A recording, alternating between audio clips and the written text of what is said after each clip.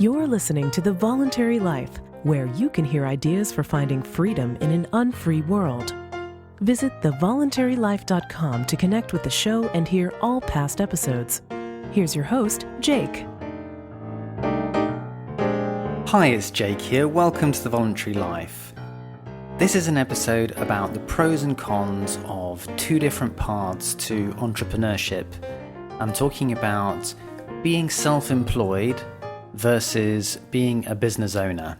And I'd like to talk about the advantages and disadvantages of both those options. And to finish by talking about how difficult it is if you get stuck in between those two options and piles of money is to be clear about which one it is that you're pursuing. So this is just my opinion based on my own experience. I come from the business owner side of things. I developed and sold my own business, but I also have lots of friends who have pursued the freelance or self-employed route and got lots of benefits out of that route too. So I think I've seen the pros and cons of both sides, and I do think there are advantages and disadvantages to both. But I'm also really interested to hear if you have different views about being self-employed versus being a business owner. So let me know what you think. So let's get started with, first of all, looking at self-employment. This is where you are selling your own time and keeping all of the revenue from that and paying your own expenses, but working as a freelancer or self-employed person for other people or companies. And this, I think, can be a really great choice if you have the right circumstances. The best circumstances that I've seen for this is when you have a valuable skill and you also have good contact to customers or clients within your industry.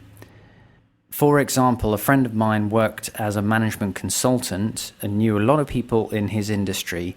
He was able to go freelance or become a self-employed consultant, and he knew a lot of people who valued his expertise and trusted him and were willing to employ him.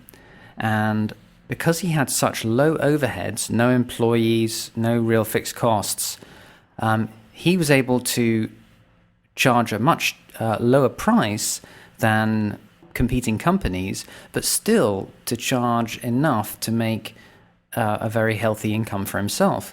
And that enabled him in that period of his life to be a stay-at-home dad for the first year and a half of his son's life. And it was a great opportunity, gave him a lot of free time. And that's one of the things I think can be a real advantage of going the freelance or self-employed route. You can typically earn a very good living, but have a lot of flexibility in terms of your time. A lot of people who choose to go traveling or take time off are able to fund that through doing short bursts of kind of freelance work, self-employed work. The disadvantage of choosing this route is that you're still very much dependent on your work time for generating income. So you're not developing a business independent of yourself that has value in itself that you can potentially sell one day in the future, or you can use for passive income in the future.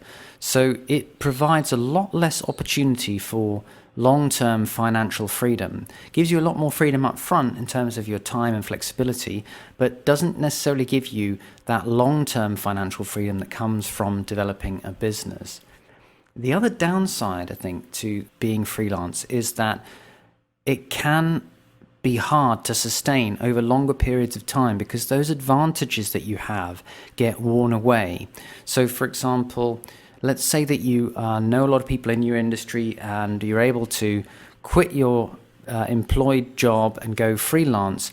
You still know these other people who will then employ you, and therefore you don't have a lot of search costs of finding new customers. However, over time, those customers might no longer need your services, and those initial customers can dry up, and then you have to start spending money and time and effort in marketing yourself, in finding customers. That all takes time and expense and starts to erode away your very low cost base that you have for being able to charge cost-effective fees but still make a lot of money yourself.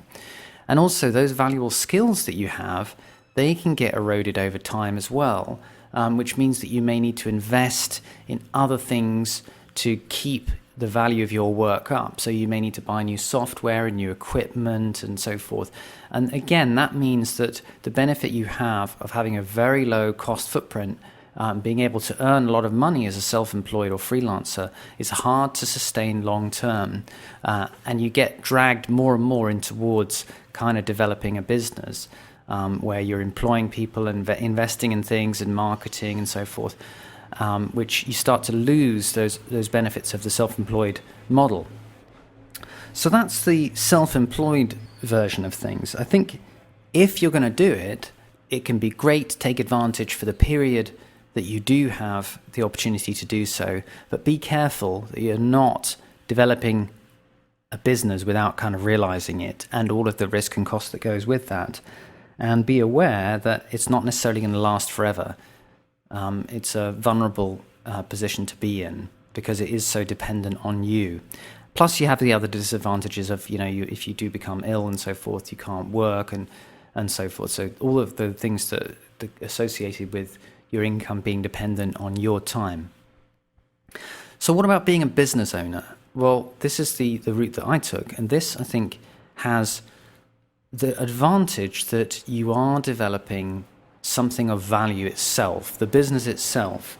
The business has value because it generates income. And as an income generating machine, you may be able to sell it in future to somebody else and realize the capital value of the business that you develop.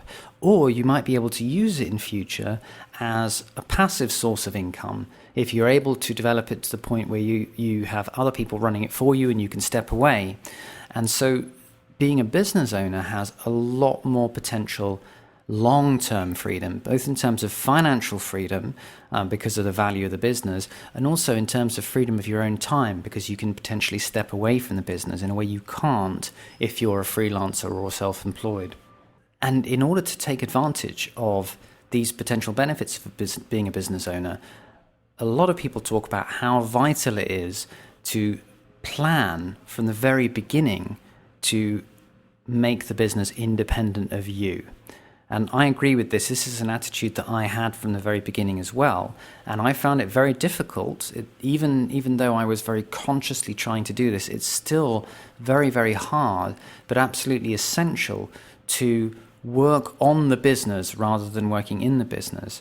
And Michael Gerber, the author of The E-Myth Revisited, has an interesting way of describing this mindset. He talks about adopting the approach that you're developing your business as a franchise prototype. Even if you never intend to franchise your business and that's not the route you're going to go, he still suggests that you work as if your business were to be a franchise prototype, in that you develop all the systems and procedures and standards and guidelines and everything so clearly that you could literally hand a sort of operations manual to a franchisee and they would be able to replicate your business. And the idea behind that is that in doing so, you're extracting yourself from the business and you're creating a revenue generating or value generating machine that you're able to step away from. In a way, your job as a business owner is from day one to be thinking about how you make yourself obsolete in the running of the business, how you get to a point where this is like a perpetual motion machine. It just goes on without you and is able to carry on generating value without you. Another way of thinking about this that a couple of people talk about, I think that Tim Ferriss talks about this in the 4-Hour Workweek, and also Derek Sivers in his book, Anything You Want, is to think of developing the business in such a way that you're able to take 6 months to a year off and you would come back and your business would still be going even stronger than when you left it. If you're aiming towards doing that kind of thing, it will force you to put procedures in place to make the business independent of you. And the advantage there is, again, that you have that financial freedom and longer term time freedom to step away from your business. There is a big downside up front compared to being a freelancer, and that is you have a significantly higher level of risk, because typically developing a business as a business owner involves a lot more investment, so there's more financial risk involved. You are typically actually buying capital goods and software and hardware, infrastructure, and potentially hiring people and so forth. And not only that, but you also, in the initial period, you have significantly less time. It's much more stressful than being a freelancer or self-employed person. For example, when I was setting up my business, at the same time as this friend of mine was able to take it over a year out and be a stay-at-home dad with his son, I had very, very little free time or social life. I was just full-on dedicated to the business. And this is the experience of most people in that initial startup phase. It's a lot more stressful, a lot more time-intensive, but you get the payoff later down the line because you create this value-producing machine, which you're then able to step away from.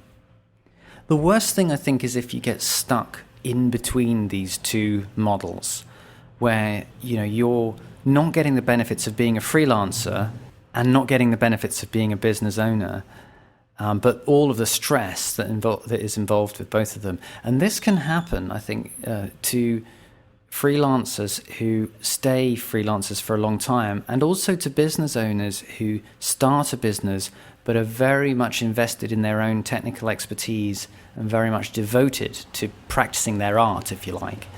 And the difficulty with that is that you start to take on all of the risk associated with owning a business. So you start employing people and investing in things, but you don't have the opportunity to step away from it later because everything is dependent on you and you're kind of deeply ingrained in the business. And basically it doesn't work if you don't go into work. And that, I think, is the worst situation because you're not really creating a business for yourself. You're creating a job. And it's even worse than a normal job because it's a job that you can't stop, you can't step away from, you can't take time off from, and you have all these other people dependent on you and so forth. So that I really think is worth being very careful about. If you're interested in entrepreneurship, it's a great opportunity to look at being either a business owner or to look at being a freelancer stroke self-employed person. And each of those routes has its own benefits and its own disadvantages. But the worst, I think, is to get stuck in the middle and not really get the best out of either route. So if you do find that you've started off as a freelancer and you're slowly morphing into maybe developing a business and you want to be a business owner, then hopefully this is something that can help you be very conscious about what you're trying to do and either go for it, develop a business and create something that you can step away from, or not, but not sort of take on all the risk without the benefit, so to speak. So I hope that's helpful. I'd love to hear any thoughts that you have about this and any other advantages or disadvantages, different options as you see it, for getting the most freedom and opportunity that you can from being an entrepreneur. And thank you so much for listening.